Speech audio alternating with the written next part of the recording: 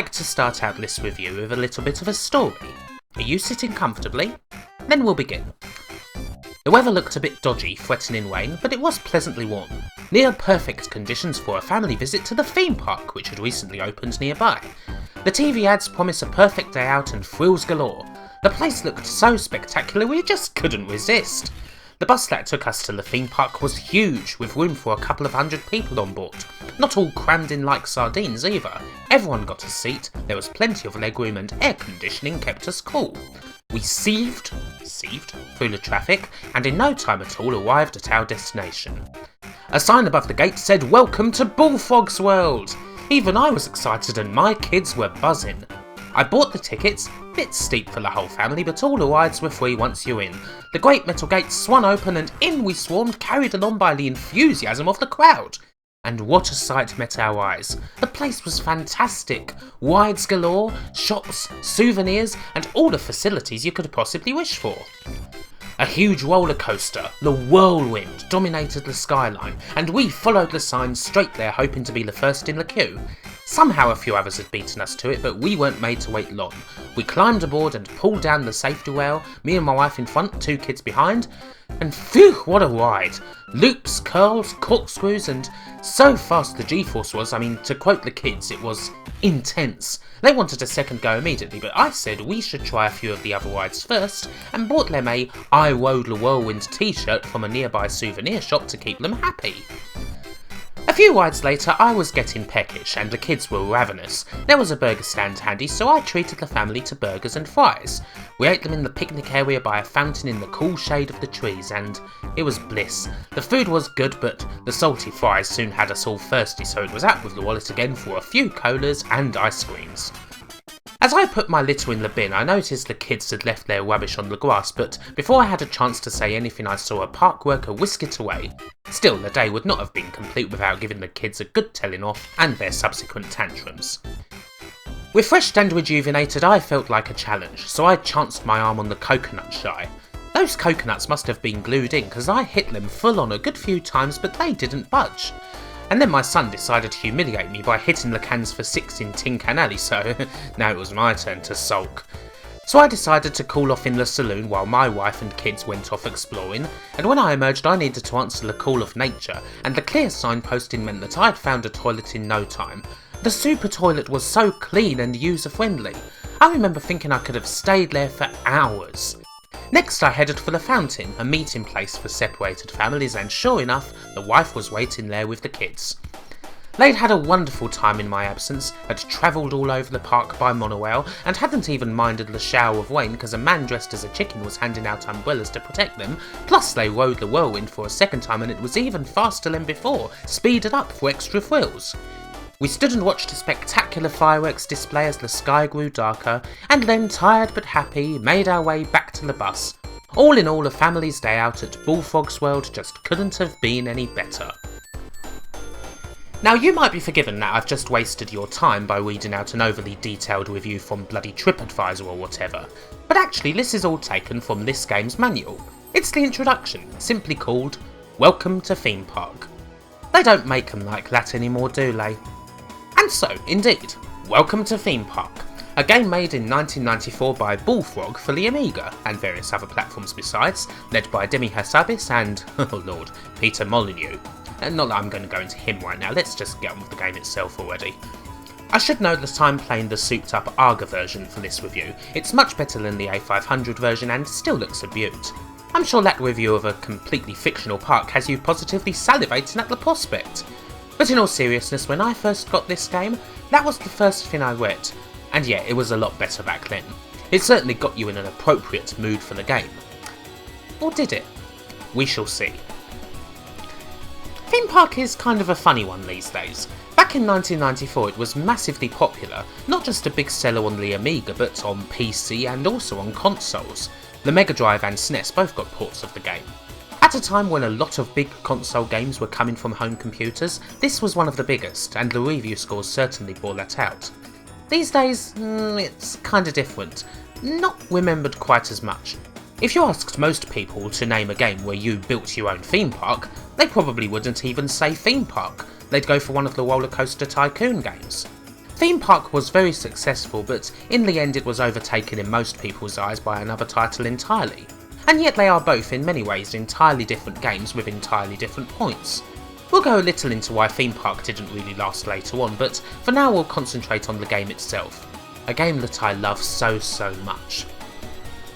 First you get the intro, hardly impressive now, but damn, back then it was gorgeous, and it was running off a floppy disk too.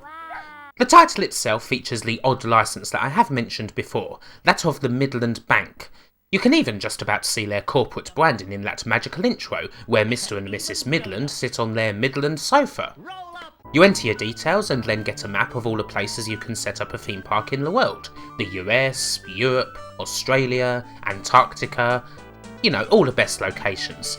Alas, you don't have the money for any of them. Instead, you get a free plot of land in the good old United Kingdom to start up from. You pick it and away you go. The land is yours and you start building your park. Before you open the gates, it's advisable to get some stuff in there first. You've got the first few rides to choose from, things like bouncy castles, ghost houses and merry-go-rounds. You build them, connect them up with paths and rails for the queues you hope you're going to get, and then perhaps build a few shops as well, hire some staff, build a toilet, that's essential, and so on. Of course there'll soon be a lot more available than this, but to get other better rides and such quicker you're going to need to put money into your R&D department. If you pick the sandbox mode, you don't need to worry about that so much. A new selection of rides and shops become available at the start of every year, without the cost of research. So once you're satisfied, it's time to let the little people in, for that is what they're called. And well, this is where the fun really starts. The little people will walk around and judge what you've built, and they certainly won't be shy about letting you know. They'll just about always have a thought bubble over their head. It might indicate that they're happy, or that they think the food costs too much, or that there's a little bit too much litter for their liking, just about anything. At any time you can take a quick survey of everyone in the park and see just what their thoughts are, how many people are happy, unhappy or in the middle. And so with this we come to a misconception people tend to have about theme park these days, in that the focus isn't quite what they expect it to be. In theme park you are not someone in your sandbox whose goal is to entertain the people.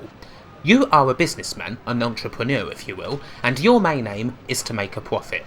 You want to make enough of a profit so that others want to buy your land or get shares in it, and then you want to sell it off for a bomb and do it all over again somewhere else. That's how you get to all those other destinations on the map. This is a bit different to Roller Coaster Tycoon. That's a bit more of a sandbox where keeping people happy is the most important thing. In Theme Park, keeping people happy is kind of important but not especially. Once they're in, you've got their money, and it's your job to squeeze whatever else they've got in their wallet out of them. You can turn a profit even if your customers are having, frankly, a miserable time. So that Midland Bank licence, well, it makes a bit more sense, and it continues to make sense as the game progresses. Theme Park is all about varying degrees of micromanagement, performed in truly devious ways. In the main there's constantly viewing your park and watching out for the following. 1. If the rides start to get wonky. If smoke starts billowing out of a ride, it's time to get the mechanic in there. Nothing is more of a calamity than the snake slide blowing up with a little person inside. I mean, Jesus, think of what that would do to the value of the park. All that unmovable debris around. I mean, I can only plant so many oak trees, you know. 2. If the paths are dirty. Nothing, and I mean absolutely nothing, decreases the fun level of a park than a dirty path, so get those handymen in. And 3. Watching the shops. In Theme Park, the shops are way more important than the rides. The rides are what get the customers through the door. They pay for a ticket and inside all the rides are free. The shops are where you really make money constantly, and you will obsess over them. Why aren't the punters going in there? Well, you can make lots of tweaks here and there to get them in, and they are awesome. Here's a favourite. Build big time fries, jack the price up, not too much, just enough, and then make the fries really salty. This makes the marks thirsty. Well, good job I've put a Poke-Cola right next to the fries place, haven't I? Naturally you fill the cup with ice, and then your stock of Coke goes down slower. Same with the saloon. Nothing like selling the scum watered down beer at a jacked up price, isn't there? Another little trick is with the coffee shop. Put loads of caffeine into the coffee or sugar into the ice cream, and the proles will whiz around your park in and out in no time, giving you a much quicker turnover. And you can rig things like the duck chute and the tin pan alley so that the bastards have virtually no chance of winning, so you never have to fork out for the main prize. Beautiful, isn't it? And if you think back to that introductory blurb at the start, you'll note that all of this was mentioned in that blurb. The pricey ticket, the salty fries, the coconuts that must have been glued in. Not so magical now, is it? Pretty much everything important in this game revolves around making money, not building roller coasters. Although that part is fun to do too, don't get me wrong. The sandbox element in Theme Park is obviously still there, the ways and means of planning out a glorious theme park, and it's damn fun to do.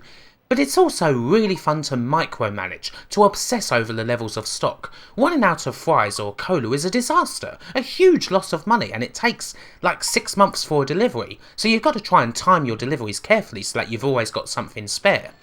You can also play the stock market a little, buy shares in your competitors when they're just starting up, then sell them when they're flying high. It's a pretty simple stock market sim, but it works okay nonetheless. And there's the typical matter of staff and suppliers always asking for more money, better deals, played out in a cute little game where you try to reach the other's hand for a handshake before the biscuits run out. And this is actually very true to life. In Britain, it's against the law for any serious meeting to take place unless there's a plate of biscuits available. I mean, you could actually go to prison. And all the while, yeah, there's those customers. Again, they could be having an absolutely shit time, and usually in my theme parks they are no matter what.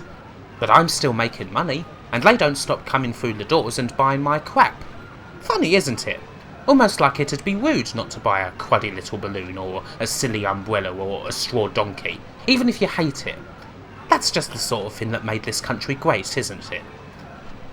All the while you're guided along by the legendary theme park advisor, he of the tiny eyes and top hat. His advice is often quite useful, and once again it's all based around cash. He'll never be shy about telling you when you're drastically selling your park short. What on earth's going on with the tickets? Double the price, treble it, take them for everything they've got. He'll also tell you when one of the useless denizens polluting your park have got themselves stuck somewhere, which is quite handy. A game of theme park in the end becomes this nice rolling affair. You're Tony Montana, obsessing over every last detail of your little empire, wondering who you're going to fire today, making sure that everything that's happening inside that place is putting more money in your pocket. Then you sell it all off, send a ham to the families of anyone who fell foul of your terrible safety record, and do it all again somewhere else. Lovely. Soon that glorious golden saucer in the South Pole will be yours. Some might say that the sandbox stuff in the game isn't all that involved, or that it's a little bit too easy, but they may be expecting something else that Theme Park isn't. The funny thing is that Bullfrog later released another theme game, Theme Hospital, that was highly lauded for being a bleak, miserable satire, and, in British eyes especially, a grim vision of a future where the NHS is dead and all hospitals are privatised, so you can't heal anyone and you only give a shit about taking their money. Not far away, is it? Theme Park satire isn't quite as vicious, but it's no less pointed. This is a game where you take something that, to a child, is the most magical thing in the world, and you make it all about making money. You turn it into one of the most gloriously capitalist games you can find. A game where you are literally watering down the beer and putting extra salt on the fries just to rake in those extra few bucks. It draws you in on all the magic and fun of the fair, and bursts it like a balloon. It's brilliant. It's just a shame that it didn't really last. As mentioned, Roller Coaster Tycoon came out in 1999. Theme Park didn't give up the ghost immediately. There were other games in the series, such as Theme Park World or Theme Park Inc. But these games tried to be a bit too much like Roller Coaster Tycoon.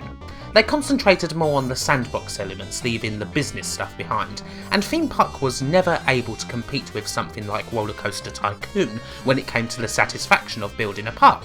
It was just too much about the money for that to work. That said, they're not terrible games, but this is the one that I know and love. Naturally, I appreciate it now for entirely different reasons than what I used to appreciate it for when I was a kid. When I was a kid, I'd stick on the sandbox mode, which purposefully denies you access to all the business stuff like stock markets and stock taking, and would just have fun trying to build a park, and there's nothing stopping you from doing that at all. The magic was still there back then. Now though, I do love the game for those fiendish touches and that cold hard business just as much. is one of my favourite games on the Amiga, something that I would consider absolutely essential, and I'm happy to have finally covered it. But now it's time to open up the gates again. So come all of you! Damage your hearts with our coffee, chew on our disgustingly fatty steaks, drink our cola that's 95% ice water, and give your cholesterol a workout with our fries. Oh yeah, and maybe ride a couple of those big things kicking around or something, I don't know. Just don't forget that this is the happiest place on earth where all your dreams come true. Bye!